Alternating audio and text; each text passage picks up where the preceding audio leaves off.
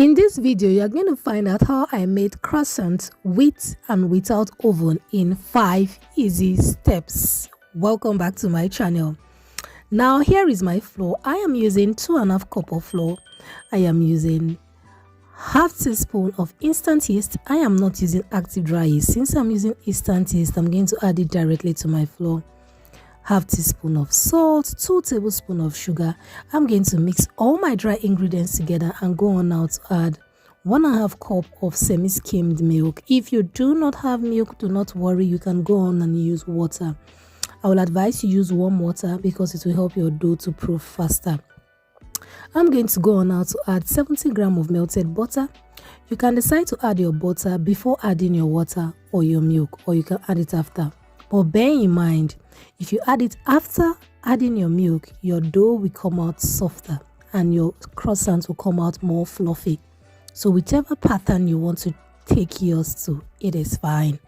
I'm going to now cover my dough after I've mixed my butter into my dough and allow it to proof for 1 hour. If your dough is too soft while mixing, adding more flour. If it is too hard, adding a little bit more water or milk. This is step 2. This is after my dough has proofed. I'm going to go on now to take it out of my pan, sprinkle a little bit of flour, and go on now to roll it into a round big ball. After rolling it into a round big ball, I'm going to divide it into portions. Now, these portions, I'm going to weigh them to make sure they're at least 70 grams each. This is me rolling my dough one at a time into many portions. If this is your first time of stopping by my channel, you are so welcome. And if you've been here before, good to have you here once again. And if you haven't subscribed, do subscribe to Debbie's Kitchen, do like and share. Comment and tell me what you think about this recipe. Now I'm going to go on now to roll the balls and flatten them a bit, one at a time.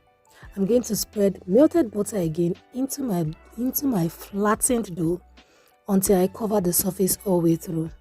I'm going to do this for my mini balls and place them on top of each other, one at a time, until I have fully exhausted my dough.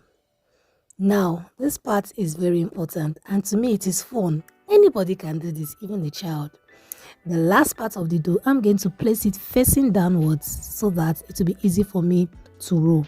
Now I'm going to press all of them downwards to release air or air bubbles in my dough, because the yeast is very active and because of the mixing and everything, you will have air bubbles in your dough. So I'm going to just go on now to flatten my dough a bit with my rolling pin until I can get as much air as I can out of my dough, or until I can deflate my dough as much as I can. After which, I'm going to wrap my dough in a kitchen film and keep it in the freezer for 15 minutes or in the fridge for 30 minutes. If you are using your fridge, make sure your fridge is very cold. Now, after which, we're going to go on now to prepare our egg wash. You can use small size egg, medium size egg, large size egg. You can use even your egg yolk alone. Whichever one you have available, just break it into a cup or a bowl, whisk and set aside. Your egg wash is ready. You can decide to add a little bit of milk if you like, but it is not necessary or compulsory. Now, this is our stage 3. Our dough is out of the fridge.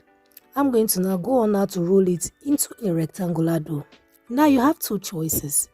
You can roll yours into a rectangular dough, or you can roll yours into a round wide dough.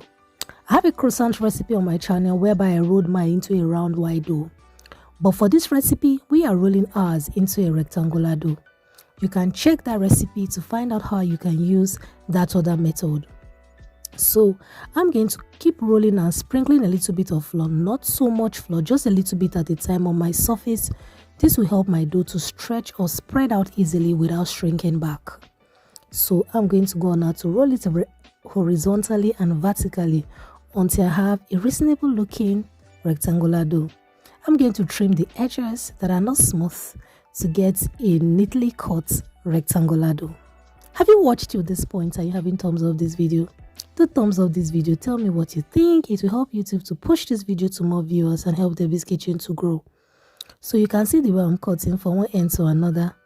Though some of my triangles are a bit bigger than the other, but that's fine. It will just give us various sizes of croissants, which makes this recipe more interesting.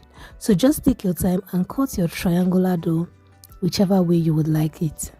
So after which, at the end, I'm going to make a slight cut at the beginning of each triangular dough, and you will find out what we're going to do shortly after this. I'm going to hold each of this triangular dough at one end, at the cut end, and roll towards the slimmer part until you form a wonderful looking croissant. This I'm going to set in my pan, and I'm going to continue with the remaining triangular dough until I have exhausted all my dough.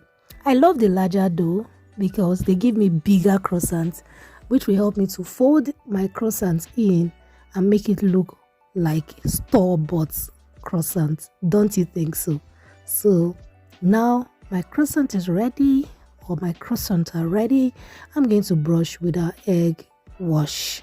You can decide to brush before baking, or before proofing rather, or after proofing, but I brushed my before proofing so that I won't deflate my croissant before baking.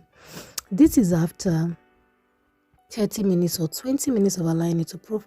I'm going to put the larger tray in the oven and bake at 180 degrees Celsius for 30 minutes to 35 minutes. I'm going to sprinkle a little bit of salt in my pot. Place an aluminium plate to lift, preferably an aluminium plate, and place the one in my pan in the pot to bake likewise. So this is how you bake your croissants in a pot. I'll allow that stay for 1 hour, and boom, they are ready. After 1 hour, this is the one in the pot. It looks so good, guys. It proofed for that while baking, and it is yummy. Look at the other one we baked using the oven. Perfectly made croissant, guys. Tell me if you're gonna try this recipe. Do like, share, and comment, and don't forget to subscribe. Thumbs up this video, comment, tell me what you think about this recipe, and see you in my next one. Bye bye. Good to have you here. See you next time.